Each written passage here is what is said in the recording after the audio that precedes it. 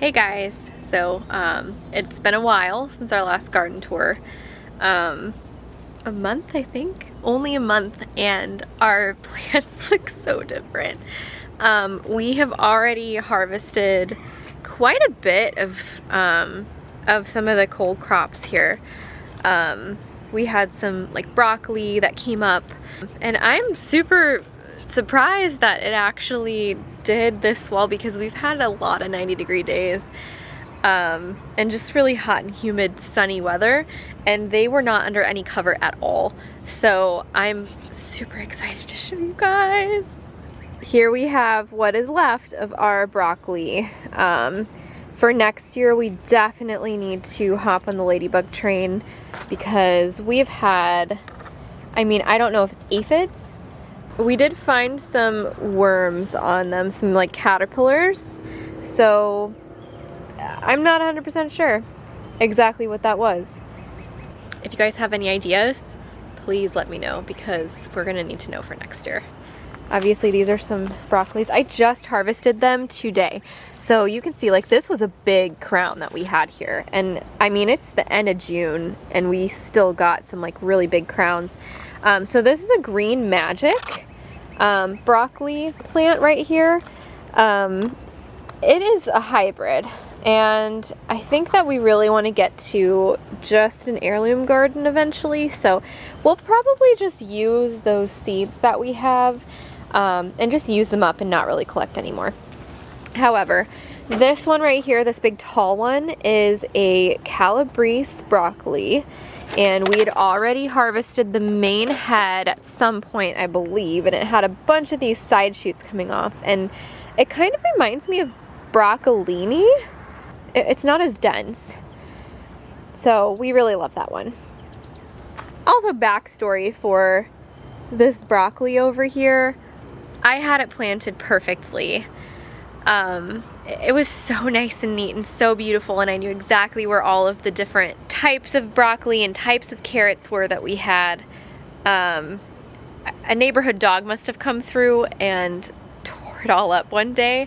I mean, there was like soil all over the patio, and like there was a big mound in here, and it was just everywhere. So being the experimental person that I am and doing most things for science, I was like, you know what, let's just like try this out and see what happens. Like, let's just see if we get anything, right?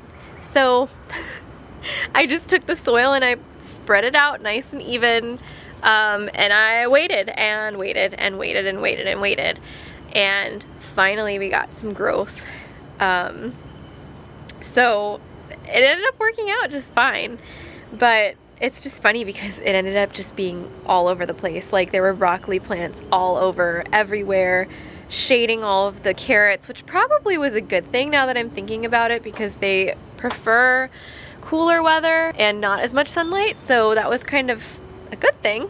And I'm just really surprised that, like, we got a late start anyway, and then the bed got dug up, and they still grew in just like so beautifully and nicely.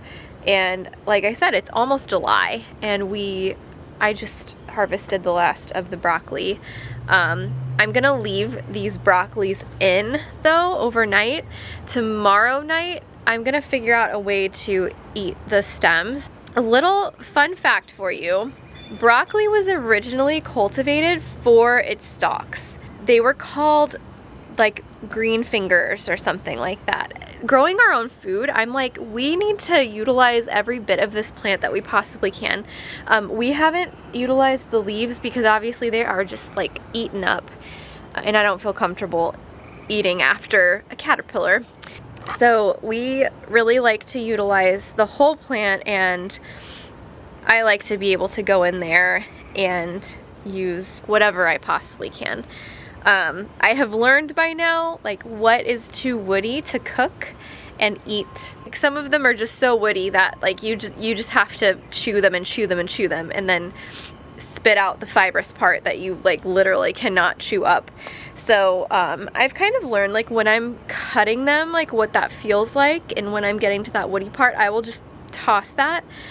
We have a couple of compost buckets over here. We don't really have much room left in them. We need to have a big compost pile, and we're gonna do that when we get to our farm. Right now we're staying with my mother-in-law, so we just have this small garden back here as much as we can possibly put in here without overcrowding. There's wasps everywhere out here and it's making me really uncomfortable. So once we get to the farm, we'll have some like big compost piles that we can just throw all of the extra garden scraps in. All of our lettuce is bolting. It just kind of got out of control. This right here, this giant tower of red romaine was one of our volunteer plants. So there's actually one over, you can see it from here, just like right there in the grass. They just sprung up just from the seed last year. My mother-in-law works a lot and wasn't able to come out here and tend to the garden as much as she wanted to. So her lettuces ended up being like this big. Went to seed and dispersed the seeds, and now we have some volunteer lettuces and it's great. These are really interesting. It's like really, and this has been the type of leaf the entire time. Like it was not very tender when it was young. It's just been like this really like firm leaf, as opposed to like this which looks crazy because I just harvested some because it's not quite bolting yet. So we had taco salads for lunch and we used this Rouge de Hiver, I think is how you say it. I'm not sure. It's a type of romaine and it's like a red romaine as well. So you can see the stalk is red. The leaves can be a little bit red. This one over here is much more like delicate and thin, and this one is just like super thick leaves. So it just really depends on like what you want to eat it with, which one is better. I really love these back here. These are both heirloom varieties, so they're both like, this is white Paris Cos and that is the Rouge de Hiver. I'm probably not saying that right. But both of those I believe came from Baker Creek Heirloom Seed Company, which is becoming one of my favorites. We have Oakleaf lettuce over here, which has gotten very big. I don't think it's bolting quite yet. It's not quite there, so we can continue to eat this and it won't be too bitter. This here has definitely started bolting, so we'll want to stay away from that. And this obviously too has a nice big flower head on the top. So this was our Boston Bibb lettuce, and I think I got it from like Little Shop of Seeds or something it was called, and it was literally like 50 cents for a bunch of seeds. So I highly recommend them too. It's this tiny operation. They're extremely responsive. They're super cool, so I highly recommend them.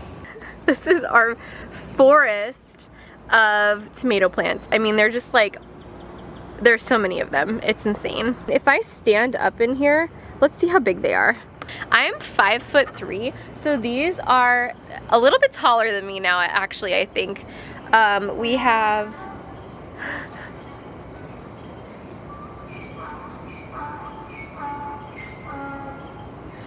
donkeys as neighbors. Our neighbors are jackasses, literally. These are easily like over how tall I am. Like these over here too. I mean, they're just massive. So this is an early girl, I believe. Yes, this is the early girl here. She's looking really good. We have tons and tons of green tomatoes on it, and they look perfect, and we are really hoping that they turn soon. I've always heard that you're doing good if you get tomatoes by Independence Day, so maybe we'll have some before, I'm not sure. Back here, this one's our Roma. So it's a little bit smaller. I think this plant, yeah, this plant's maybe like 3.5 foot or so. So those we'll use, I believe, for like pastes and stuff like that. And then we did have a beefsteak, and it was not doing well. So my mother-in-law made the tough decision to pull it out because we didn't know if it was like diseased and going to spread to the others, and it just was not doing well. So we don't have that one anymore, but we do have, this is a German Queen heirloom. So we'll see how this one does. I am seeing some tomatoes, but not a ton. And that's fine because the early girl obviously is the one that is supposed to produce as early as it possibly can in the season. And it has a ton. I'll show you some of the tomatoes. This one over here, I'm so excited about this one. And guys, I'm like not typically a big tomato eater at all. I have only had heirloom tomatoes like a handful of times in my life just because we had some small gardens growing up, but like my mom always had trouble with all of the squirrels in the neighborhood just eating all of her tomato plants. And I think that my mom even would buy like just regular like tomato starts from the nursery down the street from us. So I haven't really had any good heirloom tomatoes, but I'm so excited about this one, guys. I think that I might actually love these. These are black cherry. They're hybrids, so they're not heirloom, but I think they'll still be good. I see some in here. Oh my gosh, I'm so excited. Indeterminate? Indeterminate? Is that a vining variety? I feel like that is. Are you supposed to plant them just like a regular tomato? I feel like you're supposed to let them vine. I might be wrong. The leaves definitely look different. They definitely look a lot different. So I'm gonna have to do some research and see if we need to put like a trellis in or something like that. So over here, we have our trellises. These are 1,500-year-old cave beans, and essentially I like to call them Anasazi beans because we first discovered them when we were living in Denver, and there's the Anasazi people there near Mesa Verde, and we would always just call them Anasazi beans because that's what they called them there. And apparently everywhere else they're called 1,500-year-old cave beans because they were 1,500 years old when they found them in a clay pot, sealed up, and decided to see if they'd germinate, and they did. And so we have them, and I'm like so excited about them. Like, they look like little spotted cows, and I think that's really cute. And they are just climbing and climbing and climbing. Like, depending on the place that you look, some places say that they're bush beans, and so I think that my husband looked on that one of those websites. She's awake. Hi! I'm doing a garden tour. Oh, baby. Hi! Are you gonna be on our garden tour? Yeah. Sweetheart. Okay, okay. These are the 1,500-year-old cave beans that my husband thought were bush beans, and they definitely weren't. So we just threw a trellis up there, and I'm training them up the fence and up the trellis, and they're just going crazy. So who knows what they're gonna look like when they're ready to bear some beans. Man, that one nasturtium is like... Oh, I know, I don't know what's wrong. No, the one next to it is really big though. I know, that one's doing great, and it wasn't doing great recently. And that one is just like so wilted. I think we can still save it. Hi, baby. So these nasturtium, I don't know what's going on with them. If you guys have any comments or suggestions, I would love them. My mother-in-law put like a drip system in here to water everything, and I feel like everything's not really being watered very well because we don't have them in rows. We just kind of have them like all over the beds. These over here are our strawberries that are just like going crazy right now. And what I think is really interesting is that they don't really get that red before they're ready to pick and eat. Like, you'll pick them when they're still a little bit white-ish, and then you'll bite into them and the inner area will be like bright red, and it will be so flavorful. So I don't know if we need to leave them on the vine longer. I don't think we do, because the seeds start to like pull away from the strawberry, and then we pick them and eat them because it seems like they're overripe almost. Our marigolds are doing great. They are huge. This, I believe, is a pepper plant. We don't know what kind. It's a volunteer, so we'll see. And then we have our little potted plants that aren't doing so great. We need to actually plant them, but it's hard because we cannot plant them out at the farm quite yet, just because we're not there to water them every day. It's starting to rain, and this is my brand new camera, so we're gonna go inside. Say bye! Thank you for joining us for our garden tour. We will make sure to upload more of these soon. Bye guys.